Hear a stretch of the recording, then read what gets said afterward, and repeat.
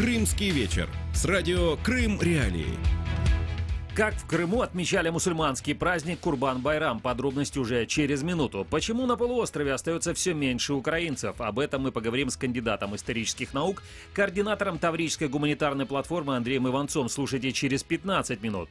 И о том, как крымских водителей будут наказывать за тонировку стекол. Подробнее об этом в новостях завтрашнего дня, как обычно, через 45 минут в программе «Крымский вечер». С вами Андрей Гевко и Александр Янковский. Это радио Крым-Реалии. На полуострове слушайте нас на 105,9 FM. Трансляции наших эфиров смотрите на Facebook, YouTube страницах Крым-Реалии. Задавайте вопросы, комментируйте. Не оставайтесь в стороне от самых важных социально-политических событий полуострова и всего мира.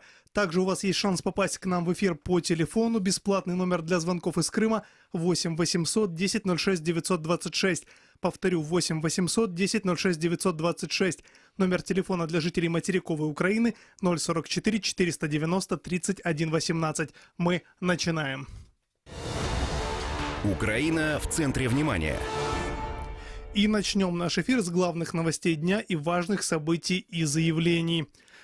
Тема 100 дней голодовки Олега Сенцова. 21 августа, то есть сегодня, исполнилось 100 дней с начала бессрочной голодовки, которую в российской колонии держит украинский режиссер из Крыма Олег Сенцов. Несмотря на неоднократные призывы врачей прекратить голодовку, Сенцов продолжает свой протест. В колонии в северном российском городе Лабытнанги проводят медицинские процедуры, чтобы не допустить смерти заключенного. Но каждый день риск нового кризиса состояния здоровья Сенцова растет. К освобождению Сенцова призывают известные литераторы и кинематографисты, философы и политики. До сих пор российская власть никак не отреагировала на обращение мировых знаменитостей и глав государств. Без удовлетворения осталось и прошение матери Олега Сенцова о помиловании сына. Как рассказала российская правозащитница Зоя Светова, которая 14 августа посетила Сенцова в российской колонии, он осознает возможные последствия длительного голодания для здоровья и, цитирую, понимает, что его могут не спасти. Давайте послушаем. Ровно неделю назад я общалась с Олегом в колонии, где он сейчас голодает. Олег прекрасно понимает ситуацию, он в курсе всех последствий, к которым может привести вот эта его бессрочная голодовка. Он говорил мне о том, что состояние свое оценивает как вот такое предкритическое. Олег настроен очень решительно. Он ни в коей мере, как мне кажется, не допускает мысли о том, что прекратит голодовку, пока не будут выполнены его требования. Но, конечно, он себе полностью отдает отчет в том, что просто могут не успеть выполнить, вот его требования, и он может умереть. Он это понимает. Ну а в Киеве сегодня возле здания посольства России в Украине прошла акция в поддержку Сенцова. Организаторами акции «Солидарность с Олегом Сенцовым» выступили Украинский Пен-центр и Гражданских свобод. Мероприятие проходит в рамках международной кампании в поддержку украинского режиссера. Символом акции стала колючая проволока, которую организаторы акции накануне призывали использовать на плакатах, футболках и приносить непосредственно на мероприятие. Участники акции читали письма к Олегу Сенцову и его рассказы. Новость дня. На самом деле у нас таких новостей сегодня много. Напоминаю вам, что вы слушаете «Крымский вечер» на радио Крым-Реалии. Слушайте нас ежедневно на 105,9 FM. Также заходите на каналы в YouTube Крым-Реалии и на нашу страницу в Фейсбуке. Она точно так же называется Крым-Реалии. Комментируйте, задавайте свои вопросы, высказывайте свои мнения. Вот новость дня. США ввели новые санкции против России. Соединенные Штаты сегодня, во вторник, 21 августа, ввели санкции против двух россиян, одной российской и одной словацкой фирмы в рамках американской программы, направленной против злонамеренной кибердеятельности. Об этом передает агентство Reuters. В сообщении на своем сайте Министерство финансов США заявляет, что накладывает санкции на базирующуюся в Санкт-Петербурге фирму Vela Marine и расположенную в Словакии Lasna SRO, а также на двух человек, которые связаны с компанией Dive Techno Services, на которую ограничения были введены ранее. Их внесли в перечень, предусмотренный приказом 13694, блокировка ответственности отдельных лиц, причастных к существенной злонамеренной киберактивности. Как отмечается, лица и компании, против которых вводятся санкции, оказывали поддержку российской ФСБ. В начале апреля США ввели новые санкции против 24 российских бизнесменов и чиновников, а также против финансовых учреждений, государственных и частных компаний, которые связаны с Кремлем. Ну и еще одна тема про ФСБ. В Крыму ФСБ против поэзии там преследуют за стихи. Подконтрольный Кремлю следственный отдел по железнодорожному району Симферополя проводит доследственную проверку в отношении крымско-татарской поэтессы Алии Кинжалиевой по части 1 статьи 354 Уголовного кодекса России «Реабилитация нацизма» она называется. Поводом для этого послужили стихи, опубликованные в газете «Крым», в которых автор критикует пышные торжества по случаю Дня Победы. Поэтесса попросила предоставить ей информацию о ходе доследственной проверки, но ответа пока не получила. По мнению украинского политолога Виктора Каспрука, в Крыму это не последний случай, ведь Россия борется с теми, кто, цитирую, «заражен бацилой украинства». Давайте послушаем. Вони не можуть зупинитися. Справа тим, що Путін з усіх сил будує в Росії модель СССР, але СССР 30-х років, часів репресії, а в цьому контексті саме ця модель репресивна, вона робить так, що людям не можна дати можливість висловлювати свої думки, що вони не мають збиратись там більше 3 чи там ще скільки людей. Фактично Путін відчуває себе таким новітнім Сталіном, який буде визначати, що думати людям, що говорити людям і що робити людям. Скоріше за все, Путін буде збільшувати там репресії. Він вважає, що Крим, який 50 років перебував в складі України, він заражений бацилою українізму. Це є тим головним посилом, яким треба користуватися для того, щоб зачистити інакодумство в Криму. Ну и от преследований за стихи мы переходим к более приятной теме. Сейчас Александр Янковский вам расскажет еще об одной теме дня. Итак, тема дня – это Курбан-Байрам. 21 августа мусульмане во всем мире начали отмечать один из своих крупнейших праздников Курбан-Байрам. Крымские татары отмечают его и в Крыму, и на материковой части Украины. На полуострове сегодня объявлен дополнительный выходной. Праздничные мероприятия запланированы в Симферополе, Керчи, Севастополе и других городах полуострова. Курбан-Байрам начинается со всеобщей утренней молитвы на крупных площадях, после чего повсеместно начинают приносить в жертву животных. Эта традиция уходит корнями в древнюю историю о том, как Всевышний остановил пророка Ибрагима, не позволив ему принести в жертву сына Исмаила, приказав ему в последний момент зарезать барана. О том, как сегодня проходило празднование Курбан-Байрама в Крыму, мы поговорим с Заиром Смедляевым, крымско-татарским активистом. Заир, приветствую вас. Добрый вечер. Заир, ну, можете поделиться своими впечатлениями, как происходило празднование сегодня? Ну, скажу так, что традиционный утренний праздничный намаз, здесь никто ничего не отменял, все осталось, как говорится, в силе. Потом повсеместно начали приносить жертву жертвенных животных. Здесь тоже, в принципе, традиция. Те, кто имеет возможность, жертвовали таких животных. Но надо сказать, вот такая особенность в Крыму, когда вы сказали, что повсеместно объявлен выходным днем, здесь, мягко сказать, не совсем так. А как на самом деле? Сегодня, скажем, многие и фискальные службы работали, и судебные органы. И, кстати, состоялись. Сегодня проходили 4 судебных заседания, 2 по делу Хизбут Тахрир в Ростове, плюс судебный процесс, рассмотрение апелляционной жалобы на содержание под стражей Наримане Немедиминову, этому гражданскому журналисту, и апелляционная жалоба по участников так званого дела Ведье Кашка. То есть, здесь как раз и вот яркая демонстрация того, что называется толерантность по-крымски, да, ваши праздники нам не указ. Указ Аксенова тем более нам не указ. Потому что мы когда хотим, тогда и судим. Вот захотели вам на праздник устроить праздник, и будем судить вас.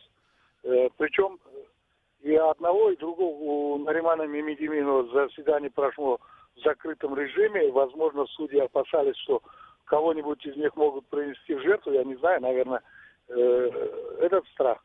А остальных фигурантов дела Ведье Кашка не доставили, так как СИЗО отдыхает, конвоиры отдыхают, у них праздник, а судьям хочется отсудить. Заира, скажите, пожалуйста, А вот была ли попытка со стороны крымских чиновников каким-то образом, знаете, вмешаться в празднование, ну, не знаю, как-то возглавить, что называется, празднование? Не, они, в принципе, каким образом? Просто в некоторых регионах там 23-24 будут уже такие массовые гуляния, и я думаю, они там засветятся, будут петь дифирамбы, что им на Руси жить хорошо. Ну, что-то такое еще, оно впереди. Сегодня такое массовые мероприятия созывать тяжело. Почему? Потому что первый день люди, как правило, после байрам-намаза идут, посещают кладбище, родных, близких. То есть массовые мероприятия в первый день, как правило, они не смогут организовать такие развлекательные. Угу. То есть ожидается, что это, ну, вот такие массовые будут мероприятия, это будет, вы говорите, 23-го, 24 числа, и тогда можно будет уже увидеть, да, все. Да. Спасибо огромное, вас еще раз с праздником. Заир Смедляев был на прямой телефонной связи со студией радио Крым Реалии, крымско-татарский активист, рассказывал о том, как сегодня начали отмечать Курбан-Байрам на территории Крыма. Ну и я еще хочу сказать вот, что у меня есть такая информация, в Симферополе в этот день аноним заявил в российскую полицию о минировании гостиницы «Москва» и отделении банка на улице Пушкина, 7. Как сообщают крымские СМИ, звонок о минировании поступил утром. Угроза оказалась ложной, российские полицейские не нашли никаких подтверждений поступившей информации. Ну, во всяком случае, так пишет РИА Крым. Ну и к другим темам. Александр, простите за каламбур, но в Севастополе всплыла старая проблема. Речь идет о канализации Севастопольской. Сдача канализационных очистных сооружений южные в Севастополе находится под угрозой срыва. Об этом еще в конце июля заявил председатель постоянной комиссии по бюджету Российского заксобрания Севастополя Вячеслав Аксенов, не путать с Сергеем Аксеновым. До этого прокуратура Севастополя возбудила уголовное дело по факту превышения должностных полномочий при заключении госконтракта на строительство очистных сооружений, в результате чего более 2 миллиардов рублей оказались на счетах банка с отозванной лицензией. Это вообще, это интересная, конечно, новость. То есть с отозванной лицензией, это что значит? То есть этих денег нет, попросту говоря? Ну, собственно говоря, да. Деньги, которые перевели, часть денег удалось вернуть, но, собственно говоря, около 1,5 миллиарда рублей пропали вместе с банком, и теперь вернуть их не представляется возможным. То есть денег нет, канализации нет, да? А что есть? Сейчас пока что нету, получается, вот ничего. Если поговорить об Аксенове, то он говорил, что выполнили примерно... О Вячеславе Аксенове, да. То выполнили примерно 6% строительства. При этом российские власти Севастополя выдали аванс подрядчику в объеме 30% и рассчитывали, что деньги будут освоены к лету. И, в общем, оценивая этот проект, первый заместитель главы Севастопольской городской государственной администрации в 2006-2010 годах Владимир Казарин в нашем эфире заявил, что и этой суммы недостаточно, и, скорее всего, вместо новых очистных сооружений произойдет кража бюджетных денег. Давайте послушаем. Этого никак не может хватить на эти цели, потому что думаю, что вот если говорить об украинском вкладе, то, наверное, вот по тем предварительным прикидкам, которые тогда делались на более-менее устойчивое решение этой проблемы, требовалось где-то, наверное, в районе 50-60 миллиардов гривен. Опять же, тех гривен, это были совсем другие деньги. Поэтому это капля в море, и нет никаких сомнений, что в традициях Российской Федерации значительная часть этих денег будет просто-напросто, как мы говорим, сегодня распилена. Мнение. Ну и вот, как говорят сами российские чиновники Крыма, собственно говоря, пока что канализации не предвидится, нужно искать новые инвестиционные проекты, нужно заново получать деньги, заново их осваивать. В общем, севастопольская канализация пока что, скажем так, грубо говоря, повисла в воздухе. Да, или кто-то сел на потоке в прямом смысле этого слова. Спасибо, Андрей. Мы идем дальше. Есть еще такая новость из Крыма пришла. Значит, в Крыму не хватает учителей, Андрей. Представляешь? Не хватает учителей, и ничего бы ты там думал, а вот не хватает учителей русского языка. Ну как же так? Вот родная гавань, как бы, о которой говорили так много, а вот не хватает учителей русского языка. В школах Симферополя не хватает учителей начальных классов, русского языка и математики. Об этом в эфире радио «Спутник» в Крыму сообщила начальник управления образования Российской администрации Симферополя Татьяна Сухина. По ее информации, недостающие вакансии школы будут закрывать с помощью молодых специалистов и действующего состава. У нас не хватает не только учителей начальных классов, но и математики, и русского языка. В четверг мы собирали данные по школам. Картина, которая была в конце учебного года, на сегодняшний день изменилась. В летний период пришло много молодых специалистов, есть учителя, которые переквалифицировались и которые вышли из декрета. Ну, в общем, люди перераспределяют часы. По ее словам, из-за нехватки педагогов увеличится нагрузка у других преподавателей. Ну, не надо быть, знаешь, каким-то там семипядей во лбу для того, чтобы понимать, что если увеличивается нагрузка, увеличивается загрузка учителей, то это, несомненно, скажется на качестве образования. И, собственно говоря, сейчас кажется, что в Крыму вот не хватает очень многих бюджетных профессий, врачей, вот уже и учителей не хватает. А может быть, знаешь еще и почему? Вот есть, наверное, такая вообще причина, в чем кроется. Например, севастопольцев становится меньше. Вот просто меньше становится севастополев. Наверное, пропорционально уменьшается количество учителей. Естественно, убыль населения Севастополя за первое полугодие текущего года составила 700 человек. И увеличилась в сравнении с аналогичным прошлогодним периодом на 27%. То есть севастопольцев умирает больше, чем рождаются. Об этом сообщаю не я, а подконтрольная России Крымское управление статистики. В Севастополе продолжается сохраняться, естественно, убыль населения, которая в январе-июне 2018 года составила 700 человек. За этот период в городе уменьшилось как число родившихся на 11%, так и число умерших на 3,7%. А в первом полугодии в Севастополе родилось 2100 детей. Умерло 2800 человек. Таким образом, показатель смертности превышает показатель рождаемости на четверть. Ну и у нас, собственно говоря, уже гость готов присоединиться к нашему эфиру. Слушайте интервью с Александром Янковским. Я вернусь к вам буквально через полчаса.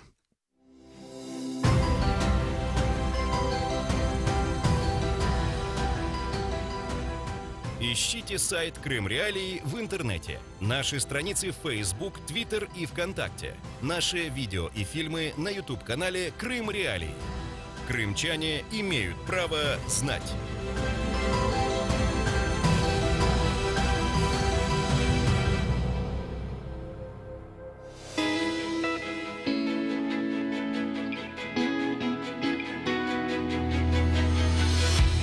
Интервью в эфире Радіо Крим Реалії. Вітаю всіх, з вами Олександр Янковський, це Кримський вечір на 105,9 FM. І ми продовжимо нашу програму. До нас завітав сьогодні Андрій Іванець, кандидат історичних наук, координатор Таврійської гуманітарної платформи. Вітаю, пане Андрію. Доброго вечора. Андрію, про що ми сьогодні будемо говорити? Я, до речі, хотів би долучити наших глядачів і слухачів до нашої розмови, оскільки сьогодні ми говоримо про українців в Криму. І в історичному аспекті, і власне ми перейдемо, я думаю, згодом і про час теперішній поговоримо. Нагадаю, що нас можна дивитися на нашому каналі в YouTube, знайти нас там дуже просто, Крим Реалії, або на сторінці у Facebook, так само йде зараз пряма відеотрансляція. Сторінка наша називається Крим Реалії. Ну, або телефонуйте нам за номером телефону 8 800 10 06 926, а жителі інших регіонів України можуть зателефонувати нам за номером 044 490 31 18. Гость эфира. Ще раз нагадаю, Андрій Іванець, кандидат історичних наук, координатор Таврійської гуманітарної платформи. І він сьогодні у нас студія. Про що ми говоримо? 22 серпня у Києві відзначатимуть 100-річний ювілей з'їзду кримських українців та вшанують пам'ять лідера українського Криму у 1918-20-х роках Павла Горянського. Андрію, по-перше, я сьогодні вже питав, тобто коли, що відбувалося взагалі 100 років тому на півострові? Чи це було вже 101 рік? Ну, я так розумію, питання про те, коли відбувся перший з'їзд українців в Криму в 1917 чи в 1918 роках. І тут обидві відповіді, що він відбувся в 17-18 роках, правильні. Чому? Бо в 1917 році відбувся з'їзд українців Таврії, тобто Таврійської губернії, за безпосередньої участі як кримських українців, так і українців сучасної Херсонщини, тобто Північної Таврії, 3 материкових повітів Таврійської губернії. Минулого року ми згадували про цю дату, бо вона теж важлива в історії українців, в їх формах самоорганізації. Але цього року ми вже відзначаємо перший з'їзд українських організацій Криму безпосередньо. Тобто за Рік в Криму змінилося кілька політичних режимів в Таврійській за рік губернії. з 1917 по 1918. Так, це період війни революції, це російська революція, це українська революція, це кримсько-татарська революція, це міжнаціональні війни, це напад радянської Росії на Українську Народну Республіку, це німці захопили Крим весною 1918 року, кримсько-татарські повстання. Оце така період пертурбацій глобальних. І зрештою, після німецької окупації Криму навесні 1918 року було утворено краєвий уряд Сулькевича в Криму. Це був не український і не проукраїнський уряд.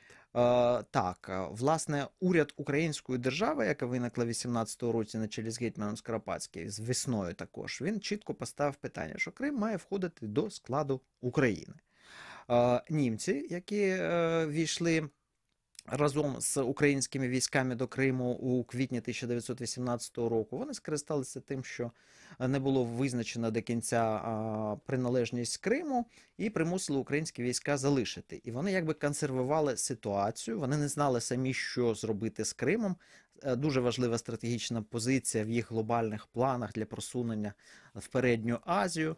В них не було єдиної думки, хтось хотів колонізувати Крим, хтось хотів зробити там військову базу, хтось пропонував в німецькому керівництві створити там німецьку колонію, хтось кримсько-татарську державу під протекторатом Німеччини, хтось передавати Україні. І от для того, щоб законсервувати ситуацію, німці дозволили створити Кримський краєвий уряд Сулькевича, в якому були представлені, як тоді казали, татари, це кримські татари і литовські татари, росіяни і німці, українців в цьому не уряді було в тому уряді. Да, його якраз таке завдання і було дистанціюватися трошки від Києва з точки зору німців. І от в цих умовах український національний рух, який дуже бурхливо почав розвиватися в 17-му році, він шукає нових форм. Ну, якщо в 17-му році ми бачимо такий масовий підйом, можна просто кілька картинок таких згадати з історії. Ну, наприклад, навесні 1917 року чорноморсько-українська громада збирається в Севастополі в циркі Труці. Це приміщення розраховане на 5 тисяч осіб. Люди стоять не тільки в проходах, а вони стоять навіть на сцені. Тобто, так було багато людей, які відчули себе тоді українцями. Так, і в Сімферополі Шевченківське свято 28 травня 1917 року. Газети російські, не дуже налаштовані проукраїнські, писали, що було 5 тисяч учасників цього заходу, які цілий день маніфестували містом, виступи, спектаклі українські. В українських спогадах 15 тисяч вказується людей, десь навіть 30 тисяч осіб про участь в цьому заході в Шевченківському святі. Зрештою, в Севастопольській громаді нараховувалось 5 тисяч осіб, було створено українізований полк в Сімферополі, десь до 5-6 тисяч осіб за спогадами було людей. Тобто це все от такі прояви масового руху, він став можливий, бо впала імперія, фактично. Да, зникли оті заборони, які були в імперії Романових, і почалася самоорганізація, причому на хвилі революційні, підйом. Отакі прояви українства тепер можна легально, можна об'єднуватись, можна внести українське слово, можна створювати партії, і все це і починається.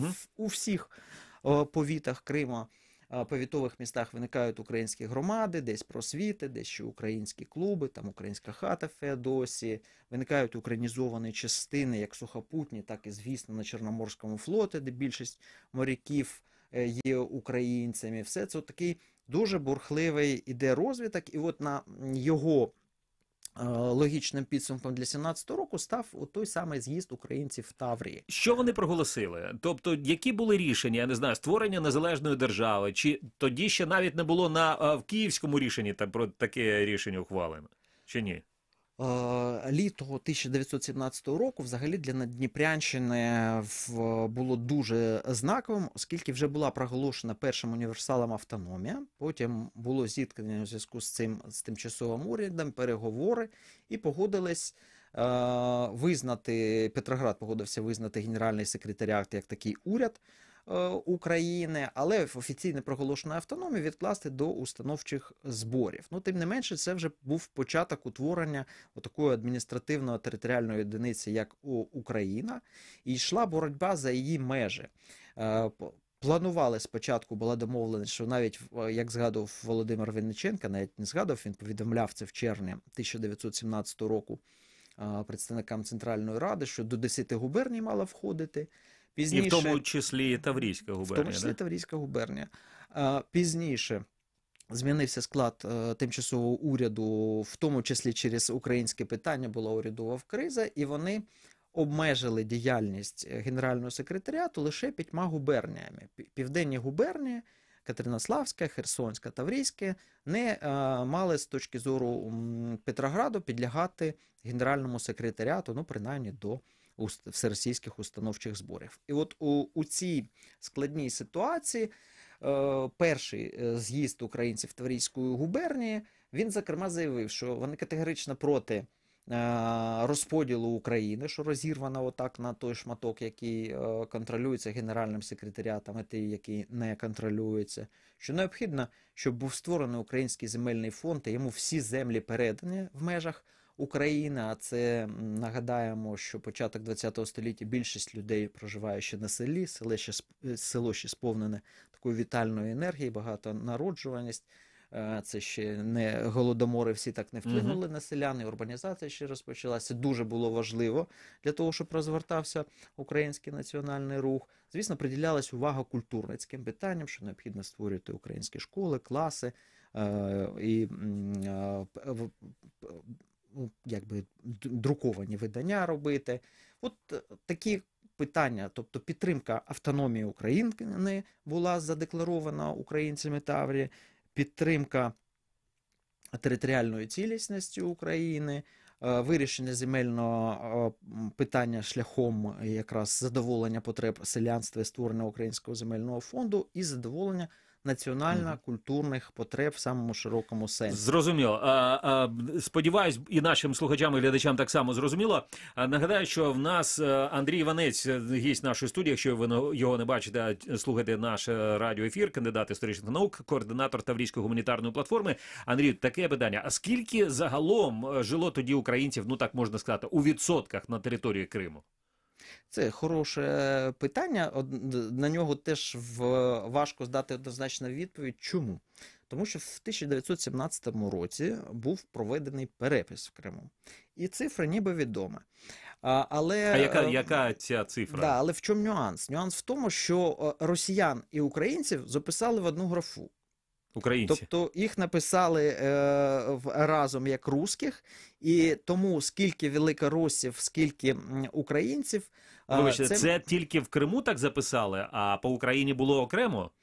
В різних місцевостях проводилися ці переписи в 17-му році по-різному. Наприклад, в Києві записували великоросів, малоросів і українців. Отак навіть писали. Тобто всюди по-різному. А в Криму записали всіх разом, так? В Криму українців вичленено от із цього масиву Важкувата, і там просто було записано, що 49, майже 49,9, майже 50% населення Криму на 17-й рік це були от такі русські, малися на увазі і великороси, і українці. Ми можемо зробити припущення, скільки було українців із імперського перепису 1897 року, тоді 12% було українців. На території Таврійської губернії чи тільки Криму? Таврійська губернія, вона була такою специфічною в тому сенсі, що відносно більшість в ній складали українці. Абсолютна більшість були українцями в 3 материкових повітах, які були більшою частиною губернії, а менша частина півострівна Кримська. Тут спостерігалася така строкатість етнічна. Да? Тут оці 49% українців і росіян, із них десь за різними оцінками до 12% українців, то це десь до 100 тисяч українців. Тоді в Криму.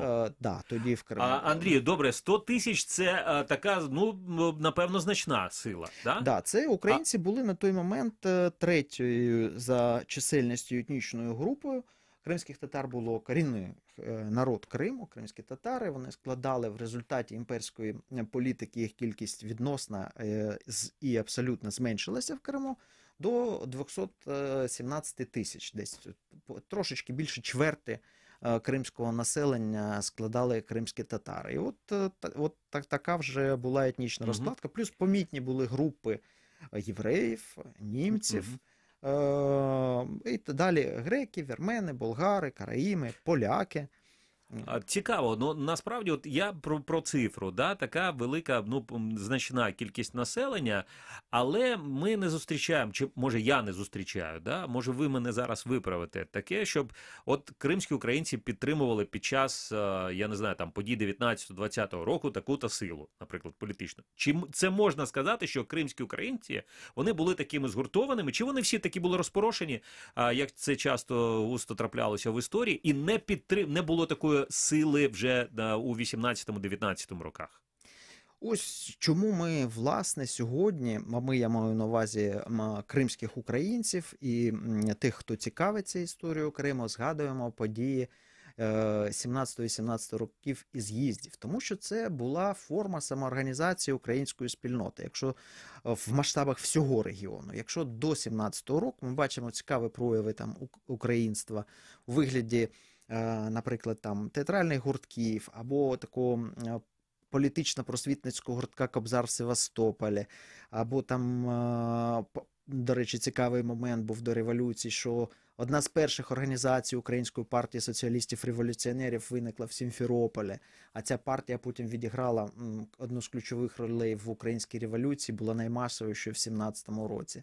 І ось в 17-му році в середовищі українських громад, взагалі українців Криму, набувають популярності, ну, перш за все, Українська партія соціалістів-революціонерів, Українська партія соціал-демократів, і під кінець року ще виявляється Українська партія соціалістів-самостійників. Але я би сказав, що переважна така більшість політично активних українців, вони в той момент підтримували Українську партію соціалістів-революціонерів. І, зокрема, це відбилося на рішеннях першого з'їзду українців Таврійської губернії. І на результатах виборів, я так розумію, в учредительне собрання, установчі збори, да? Абсолютно точно. У Всеросійські установчі збори в 1917 році українські есери набрали десь третій результат в губернії.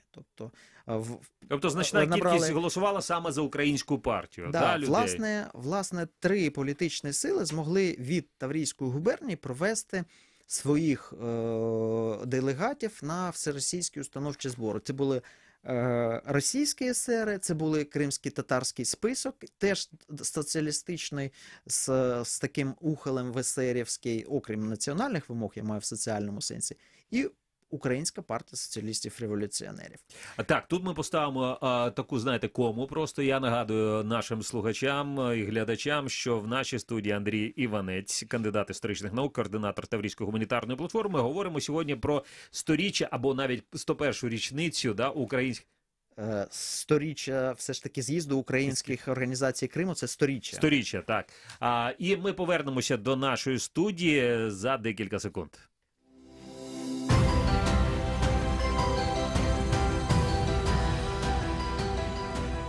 Ищите сайт Крым Реалии в интернете, наши страницы в Facebook, Twitter и ВКонтакте, наши видео и фильмы на YouTube-канале Крым Реалии.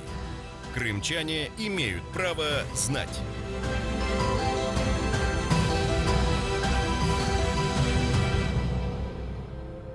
Кримський вечір. З вами Олександр Янковський, в нашій студії Андрій Іванець, кандидат історичних наук. І ми проговорили про 17-й рік, а 18-й рік Крим, 1900, не 2018, а 1918 рік. Що відбувається з кримськими українцями?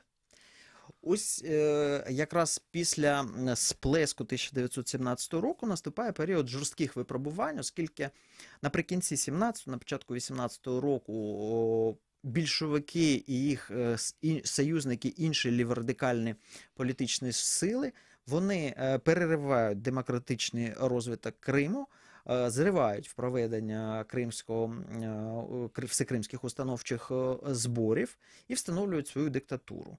І в умовах цієї диктатури вони не дали проводити в Криму, наприклад, вибори до українських установчих зборів. А велась така підготовка, і почали переслідувати тих українських діячів, які цим займалися. Частина з них в результаті змушена була виїхати. Хтось залишився і був в опозиції. Зберігалась, в принципі, українська громада в Севастополі. Навесні знову був певний сплеск, пов'язаний з тим, що режим більшовиків і їх союзників, він не мав під собою ґрунту, і в умовах наступу німецьких, австрійських і українських військ він просів, і знову активізувалися українські організації, зокрема в Севастополі. Це призвело в тому числі до підняття українських прапорів над Чорноморським флотом 29 квітня. Але оскільки німці не дали закріпити цей результат, не дали взагалі дійти українським військам до Севастополя, то від тих українців, які перебували в Севастополі на кораблях, вони почали позбавлятися. Це була така цілеспрямована політика німців. Вони змінили в травні на кораблях українські прапори на своїх, на більшості. Там залишалася певна українська адміністрація, а от від моряків німці почали очищати Севастополь. І загалом встановився режим не дуже сприяючий, м'яко кажучи, для української самоорганізації, і в цих умовах виникала потреба згуртувати сили українців в межах Кримського півострова. І у серпні 1918 року з ініціативи гуртка при Сімферопольській українській громаді збирається перший з'їзд українських організацій вже Криму. Да? На відміну від 17-го року, коли збиралися в межах представники українських структур, в межах всієї Таврійської губернії, тут же в межах Кримського півострова зібралися представники. Це були делегати від Сімферопольської громади, від Севастопольського українського клубу, від громад Ялти, Алупки, Євпаторії. Був представник від українського виконкому, виконавчого комітету на Таврії, як тоді казали. Це Херсонська, південь Херсонської області, я так розумію, так? Да, і Крим також. Це та структура, яка була в 17-му році утворена і кримчанами, і таврійцями. Але Херсонська область, теперішня Херсонська область, тоді контролювалася урядом Скоропадського. Я так розумію, так? Українська держава там була. І це визнавалося німцями абсолютно, да? Тобто там, звичайно, абсолютно. Офіційно. Таке питання, що вирішили тоді люди, от ті, які зібралися уже у серпні 1918 року, кримські українці? Перед ними стояли завдання створити структуру, яка б об'єднувала організації громадських українців, стояли питання по створенню якоїсь економічної бази діяльності і вирішення культурницьких завдань в не дуже сприятливих умовах. І, власне, було вирішено утворити спілку українських громад Криму, в результаті чого і виникла Краєва Українська Рада в Криму. Це грубо кажучи, такий... Це можна сказати, що це уряд такий у українців? Да, це структура самоуправління, такий Курултай, грубо кажучи, або директорія. Скоріше директорія, яку за аналогією кримських татар, якщо брати. До речі, в наш час українці не спромоглися самоорганізуватися в масштабах всього Криму і творити таку довгодіючу структуру. Давайте тепер поговоримо про теперішній час, власне. Це насправді цікаво. Чи взагалі у радянські часи зберігалася українська громада, як така українська громада на території Криму, чи ні? На вашу думку? Це, я думаю, не думка, а можна навіть так експертно сказати в цьому сенсі. Та структура, яка виникла в 18-му році, Краєва Українська Рада в Криму, вона проіснувала до 20-го року, попри всі зміни політичних режимів, а там приходили і інший краєвий уряд Соломона Крима, потім червоний режим, потім Денікінський режим, потім Врангелівський режим. Весь цей час в несприятливих умовах, але ця структура проіснувала. І проіснувала вона до приходу більшовиків. Коли більшовики, третій прихід більшовиків в Крим у листопаді 20-го року, він, власне, поставив крапку на зусиллях українців самоорганізуватися в той історичний момент і навіть українська гімназія, яка була створена, наприклад, у Севастополі імені Тараса Григоровича Шевченка, існувала навіть за Врангеля, і Врангель, намагаючись знайти симпатію українців навіть наприкінці існування свого режиму і фінансував, вона припинила своє існування. Ну, ми знаємо, що потім і більшовики так само шукали симпатії вже українців, коли був цей курс, да, як на корінізацію він називається, але то вже інша розмова. Андрію, в нас просто залишається 5 хвилин, і я маю просто вам задати таке питання, да, щодо українців в Криму, теперішнього українців. Я просто беру дані перепису населення 89-го року, це ще за Радянського Союзу, і там було українців в Криму, за даними радянського того перепису населення, 25%, навіть трохи більше, 25-75, здається. І тим не менше, от більше половини кримчан тоді, лише 25, але більше половини в 91-му році проголосувала за незалежність України. Да? Тобто не голосували, і кримських татар тоді так небагато ще було в 89-му, 90-му роках, ще не всі повернулися. Да? Тобто ми не можемо сказати, що це просто сума українців і кримських татар, і напевно, що не можемо сказати, що всі українці голосували за незалежність України, етнічні я маю на увазі. Але, значить, у 1991-му, вибачте, в 2001 році трохи стає менше українців, 24%. А у 2014 році, якщо ми подивимося дані перепису, російського вже перепису населення, українців залишилося трохи більше 15%. Що відбувається насправді? Да? Це українці виїжджають з півострова, да? Якщо ми так віримо цим даним. Називатися українцями вони більше не хочуть, і через які там певні причини, не знаю. Да? Чи просто немає віри тим даним, які оприлюднюють російські чиновники? В Росії ми розуміємо, яка ведеться шалена інформаційна війна. І коли ми відкрили от ті дані нібито перепису 14 жовтня 2014 року, зроблені в окупаційний період, ми побачили різке падіння на 40% падіння чисельності українців. Да? І пам'ятаєте той попередній галас російської пропаганди, що йде шалена українізація в Криму. З чим ми маємо справу? Я думаю, ми маємо справу з маніпуляцією. Ларчик відкривається дуже просто, оскільки у березні 2014 року, виступаючи в Кремлі, його володар розповів, що в Криму проживає 15%, ну він назвав цифру, 350 тисяч українців. Да? І раптом під час перепису виявилось, що українців не 570 тисяч, як було в 2001 року, а майже наполовину менше, і те, що за півроку до того сказав власне президент Російської Федерації. Звісно, це така маніпуляція, це прийом, один із засобів психологічного тиску на українську громаду Криму. Це один з елементів асиміляційної політики Росії. Я б просто хотів сказати, що один із способів от якраз протистояти тому шаленому тиску, який здійснюється на українську громаду Криму, вона піддається дискримінації, одна з найбільш дискримінованих спільнот сьогодні, на жаль, етнічних на території тимчасово окупованого Криму.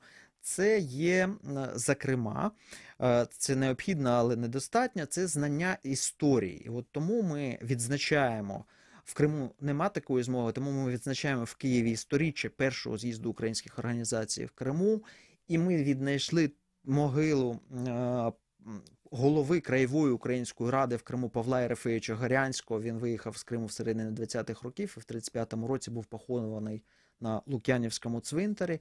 І ми запрошуємо в Києві, да.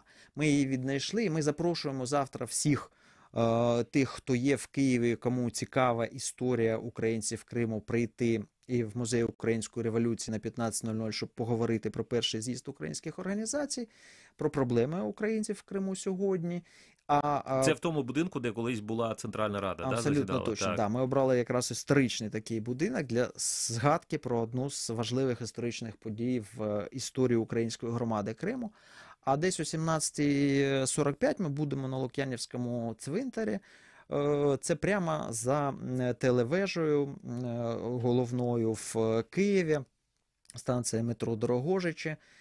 Ми будемо покладати квіти на місце останнього спочинку Павла Єрефеєвича Горянського, педагога, журналіста, науковця і лідера українців українців Криму у 1918-1920 роках. Дякую. З нами був Андрій Іванець, кандидат історичних наук, координатор Таврійської гуманітарної платформи. Сьогодні ми говорили про кримських українців, про історію та сучасність. Залишайтеся з нами на 105,9 FM. Кримський вечір продовжується. Команда «Радио Крым Реалии». Серьезная, веселая, оперативная, дружная, любопытная. Утром и вечером мы вместе с вами.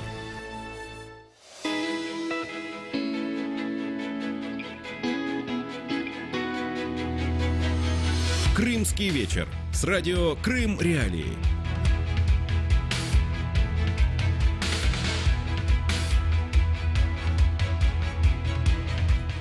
Это радио Крым Реалия на 105,9 FM. Слушайте нас, а также смотрите наши прямые трансляции на канале в YouTube и на странице в Фейсбуке. С вами Александр Янковский. И к нам вернулся Андрей Гевко.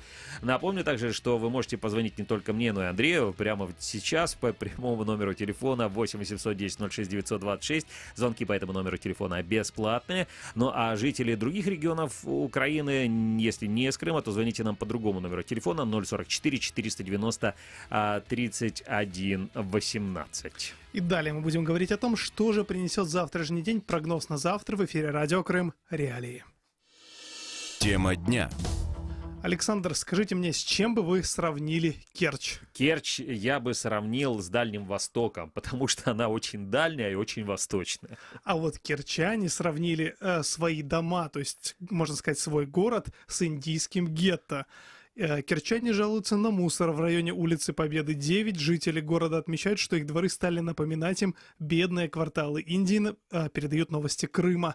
Цитирую, во дворе дома есть контейнерная площадка, которая вот уже много лет предоставляет собой свалку мусора со всего района. Кроме жителей окрестных домов, мусор сюда почему-то выносят предприниматели, бизнес которых расположен по улице Орджоникидзе. Это банки, аптеки, кафе, магазины канцтоваров. Через дорогу недавно пластиковые мусорные баки сгорели, и заменять их никто не спешит. Ты знаешь, на самом деле, мне кажется, что они давно просто не были в Индии, и я подозреваю, что там может быть ситуация намного лучше.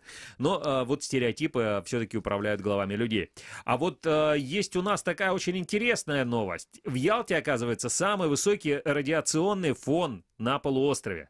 Министерство экологии российского правительства Крыма опубликовало трехлетние данные о радиационной обстановке на полуострове. Это самое министерство утверждает, что радиационная обстановка на территории Крыма стабильна. В 2017 году на пунктах Крымского управления по гидрометеорологии и мониторингу окружающей среды ежедневно проводились наблюдения за мощностью экспозиционной дозы гамма-излучения.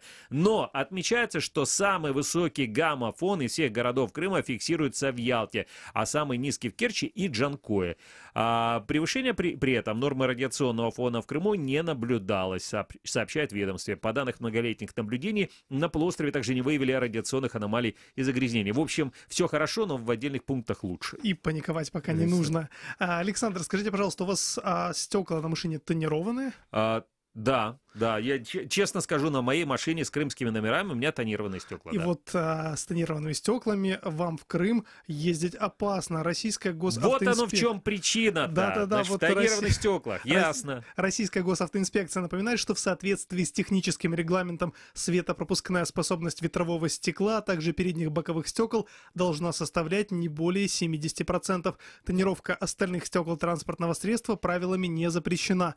Полностью запрещена зеркальная тонировка транспортного средства, сообщает российская ГИБДД в Крыму, передает новости Крыма. А что они, какие, я не знаю, какое наказание грозит, если вот будет стекла более затонированы? А вот я сейчас зачитаю. За нанесенное покрытие, ограничивающего обзор с места водителя на передние стекла автомобиля, предусмотрена административная ответственность и предусматривает штраф в размере 500 рублей. За управление транспортным средством на передние боковые стекла, которого установлены дополнительные предметы в виде шторок, предусмотрен ровно такой же штраф в размере 500 рублей. Это говорю не я, это рассказали в ГИБДД.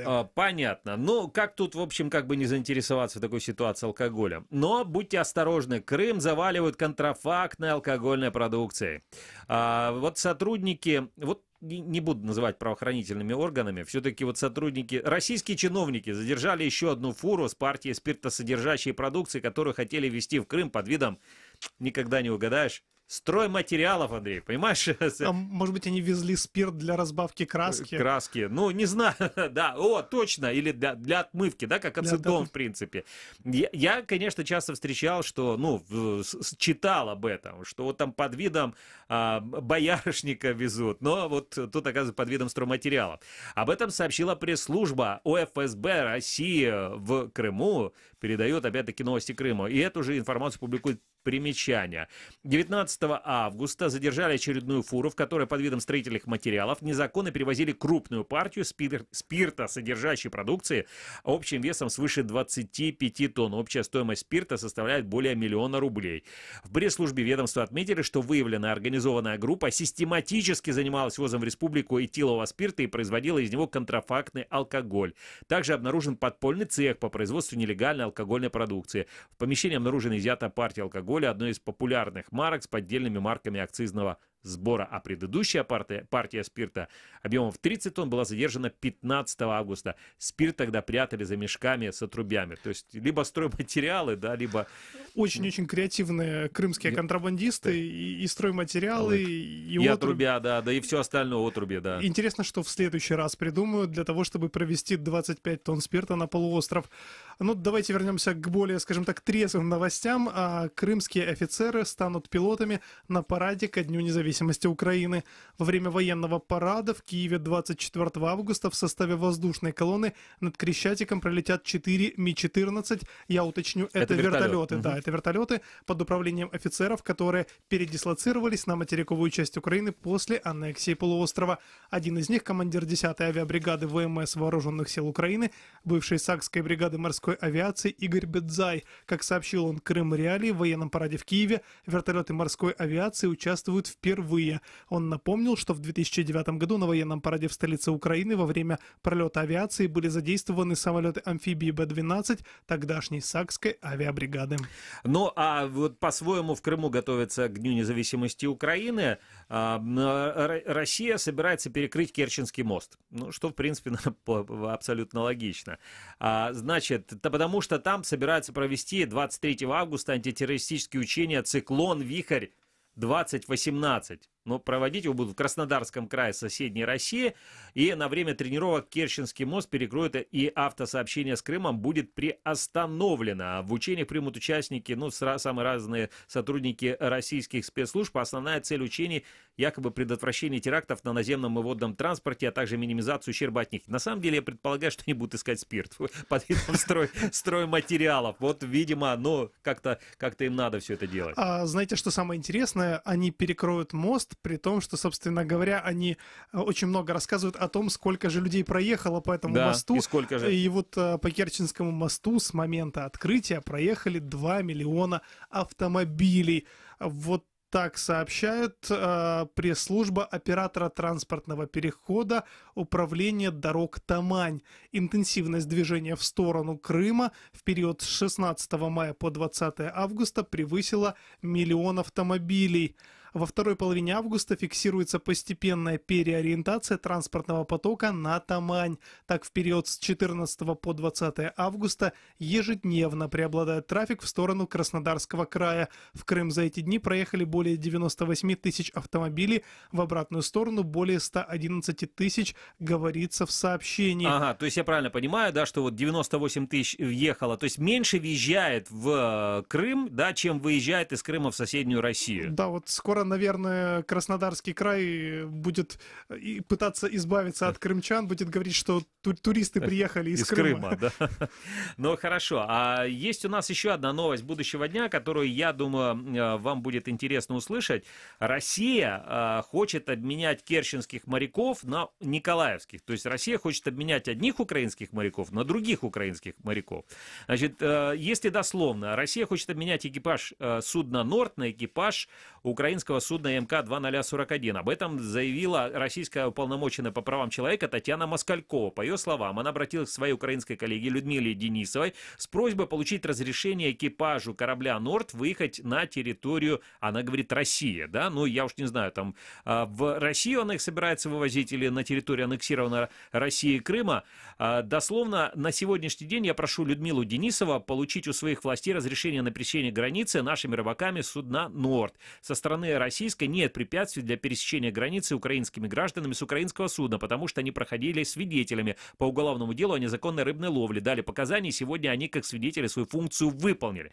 То есть если, понимаешь, так получается, да, если задержанных николаевских рыбаков, они могут свободно выехать, то почему они выезжают, почему тогда госпожа Москалькова требует, чтобы их обменяли, если они действительно могут свободно выехать? Вот совершенно пока что непонятная ситуация. Ну, наверное, она должна решаться на уровне омбудсменов и высшего политического руководства Украины и России, хотя ситуация, наверное, действительно в этом плане неоднозначная. Должны были бы моряки приехать домой, но... Так дело в том, что и этим самым задержанным морякам из корабля Керченского Норд, им тоже они могут абсолютно спокойно вернуться в Крым. Просто для этого им нужно, поскольку они граждане Украины, показать свои украинские паспорта. Все. Вопросов было бы не надо, вот, ну зачем все что-то придумывать, нет?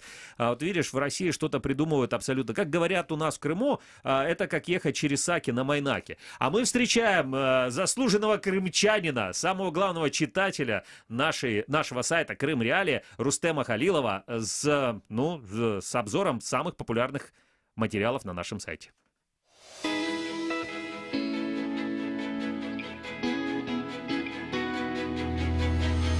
Крымский вечер с радио Крым Реалии.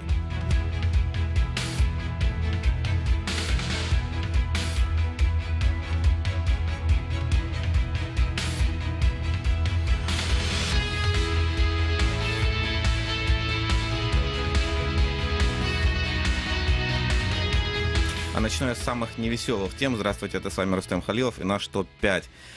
Статья, которая называется «Раздевали, угрожали изнасиловать дубинкой». Бывший заключенный Керченской колонии о пытках. Она один из материалов, который есть в нашем топе. И вот я вам начну сразу с цитаты. «Мне позвонили ребята, которые знали, что в колонии творится беспредел, и спрашивают, что нам делать? Нас этапируют в Керчь. Я им посоветовал сразу, как приедут, располосоваться. Они спрятали лезвие и сразу по приезду порезались. Леня из Днепропетровска, сейчас в Соликамске, и парень из Донецка. Вот их не стали трогать, остальных всех избили». Об этом рассказывает бывший заключенный Керченской колонии Мурат Алиев. Сейчас он в Киеве, сумел перевести семью и спокойно рассказывает о том, как сбежал из Крыма от уголовного преследования.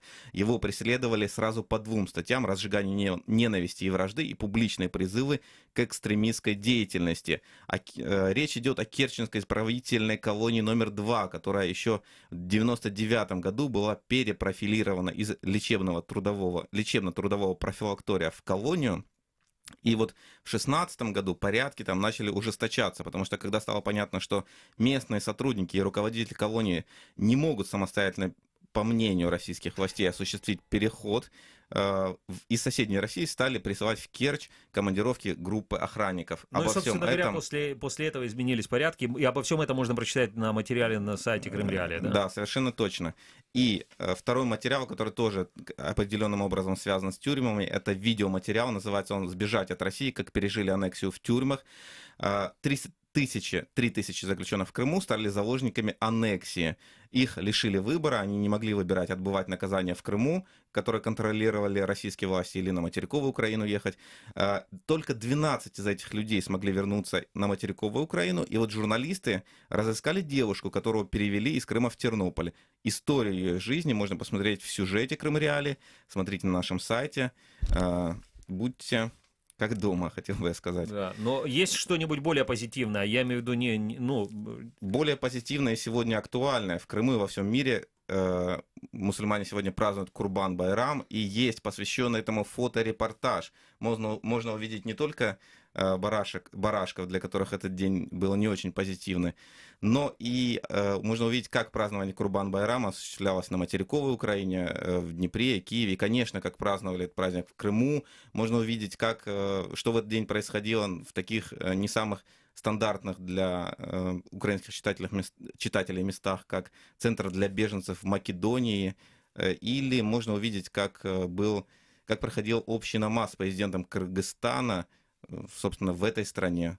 Такая вот позитивный материал. Другой позитивный материал. Вот читателям Крым Реалии стало очень интересно, как президент России Владимир Путин разговаривает на немецком и танцует. И поэтому многие из них смотрели материал под названием «Цветы и казачья труппа. Путин на свадьбе главы МИД Австрии».